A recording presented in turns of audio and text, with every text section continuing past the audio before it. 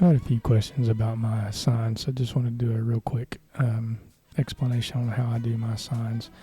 First thing you're going to need is a square notch trowel. Mine's an 1/8 inch square notch when you're doing your flood coat. I've just mixed up some super clear tabletop epoxy here. It's a 1-to-1 ratio. I calculated the area about 3 ounces per square foot is what you need. On these signs, that's tends to be a little too much. I really think you could probably drop it to 2, but in any case, I went ahead and mixed up 3 just for this tutorial to kind of show you. This is my sign of Weiss Lake, Alabama, which is pretty close to me. It's actually an order for a customer. But basically, I mixed this up prior to doing this, and the reason I'm scraping it out is because this is actually a clean bucket where I had dumped everything else into, and it's not the mix bucket. You would never want to scrape out the mix bucket.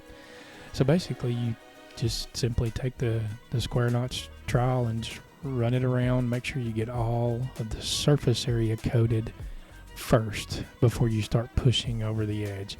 Now, some of mine's going to push over the edge anyway because, again, I think this is just a little too much for this, but anyway, that's what it is.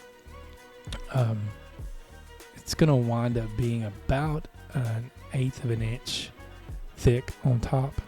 You can see it poured over the side, pretty good bit there.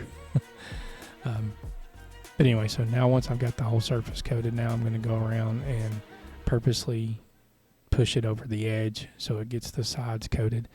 One thing you can't see in here, you don't have to do this. I do this just because it makes it a little easier to finish it, is I've actually got tape around the edges on the bottom side. I just put some epoxy tape under there. It helps with the drips that you can see there, because once those do harden, you have to sand them off. I just avoid that whole part by putting tape on there, and I can just pop the tape off, and it's a pretty seamless process to the edge here. I don't do epoxy on both sides. I do seal the back side of the wood. These particular signs, I actually use several coats of shellac to seal the back. But as you can see, it flows over really nicely. The epoxy that I did prior to this, just while I'm doing this in the video, these are about 1/8 of an inch deep on a pocket tool path. The lake itself is actually a engraving tool path that I used to be able to get all the little fingers of the lake, and then sanded it down. Whenever you're done with this trowel, one thing you want to make sure you do, you don't have to clean it off, you absolutely can, but if you are going to just set it down, make sure you set it down with the flat portion down. That way, as the epoxy runs down, it does not clog up your little spaces there, and you can continue to use it. I actually cleaned mine off. I set it there for demonstration, but I'm going to come back here in just a little bit and wipe it all down, because it bothers me. Next thing I'm going to do is put on a glove. If you're going to mess with epoxy, you definitely want to have gloves handy.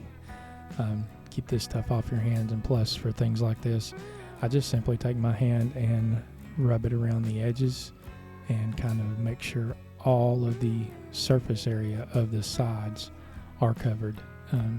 You can do the same thing if you want to, and I do sometimes. Beforehand, you can take a little brush and actually break the surface tension by brushing on some epoxy on the edges, and it will typically flow over the edges a little more evenly. Or you can do it this way. It really doesn't matter. You're going to get the same results in the end. I had a little running epoxy there going to drip on my floor. Again, a little too much epoxy, so I had a lot of runoff. Hey, please, if you're enjoying the content, hit that subscribe button and that like button. It really does help the channel out, and hopefully you're getting something out of this video.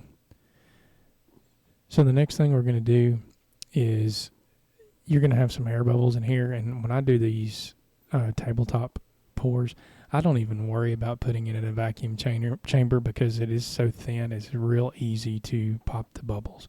You can just take a torch like I have here, or you can use a heat gun, just whatever your preference, and just kind of quickly go back and forth across the whole surface area, and you can watch the bubbles just simply pop. Typically, as long as you've sealed your wood and you don't have any bubbles that come up from the surface of the wood itself, usually one pass on these tabletop pours is completely fine. You do not want to hit the edges, however, because you don't want that to heat up and start running faster. You'll wind up with a lot of dry spots around your edges. Well, that's it. I hope you stuck around to the end of the video. I really appreciate it. One final look here. Don't forget to like and subscribe and come back and visit us. We're doing some tool giveaways and a lot of fun stuff in the near future. Hope this video helped. Thanks.